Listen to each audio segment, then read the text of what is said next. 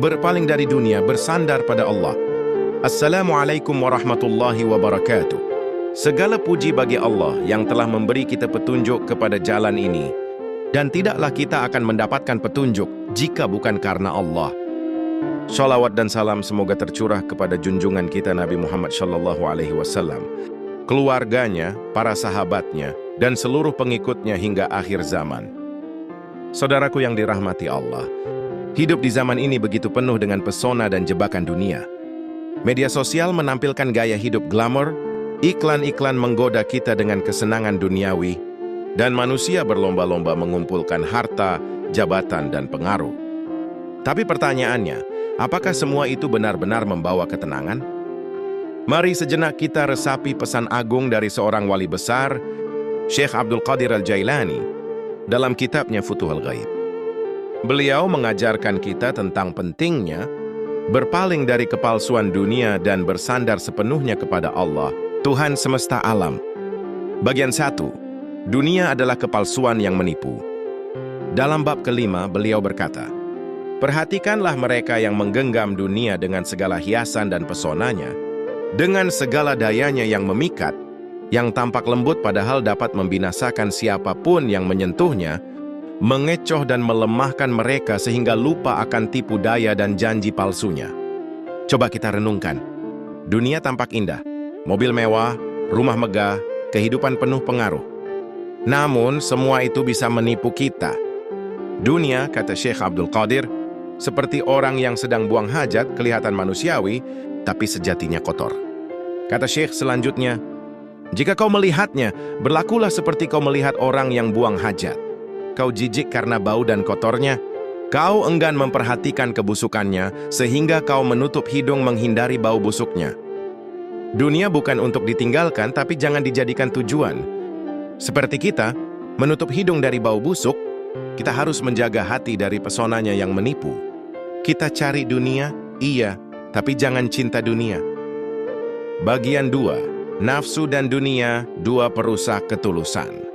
Syekh melanjutkan, tutuplah hidungmu dari busuknya nafsu, agar kau aman dari segala tipu dayanya. Di zaman sekarang, nafsu menjelma dalam bentuk yang sangat halus. Nafsu belanja yang tak terkendali, nafsu eksistensi di media sosial, nafsu validasi dari manusia. Semua itu menjauhkan kita dari makna hidup yang sejati. Allah telah memperingatkan kita. Dan janganlah kamu tujukan kedua matamu kepada yang telah kami berikan kepada golongan mereka, untuk kami uji mereka dengannya, dan karunia Tuhanmu lebih baik dan lebih kekal. Quran Surat Thaha ayat 131. Jangan iri pada kehidupan orang lain. Rezeki yang banyak belum tentu berkah. Yang tampak bahagia di luar belum tentu damai dalam batin. Ketenangan itu ada pada kedekatan dengan Allah, bukan pada jumlah harta. Bagian 3. Allah bersama yang patah hati. Masuk ke bab ke-6, Syekh Abdul Qadir berkata, wahai hamba, lenyaplah dari manusia dengan izin Allah, lenyaplah dari nafsumu dengan perintahnya, dan lenyaplah dari kehendakmu dengan perbuatannya, sehingga kau berubah menjadi bahtera ilmunya. Saat engkau lelah menghadapi dunia, ketika hati hancur, ketika semua yang kau harap dari manusia mengecewakanmu, saat itulah kau sedang didekatkan kepada Allah. Rasulullah bersabda dalam hadis Qudsi yang dikutip dalam bab ini, aku bersama orang yang patah hati demi aku. Sahabat, dalam dunia yang keras ini hati kita bisa remuk. Tapi justru dalam remuk itulah Allah hadir. Bukan saat kita kuat, tapi justru ketika kita hancur dan pasrah, Allah mulai bekerja memperbaiki kita. Fana, titik nol kehidupan rohani. Syekh menggambarkan satu kondisi yang agung, fana. Hilangnya keinginan diri dan semua kehendak tunduk pada Allah. Tanda hilangnya kehendakmu dengan perbuatannya adalah ketika kau sepenuhnya tak menghendaki apapun, tak punya tujuan, tak punya kebutuhan, karena kehendak dan tujuanmu hanya satu, yaitu Allah.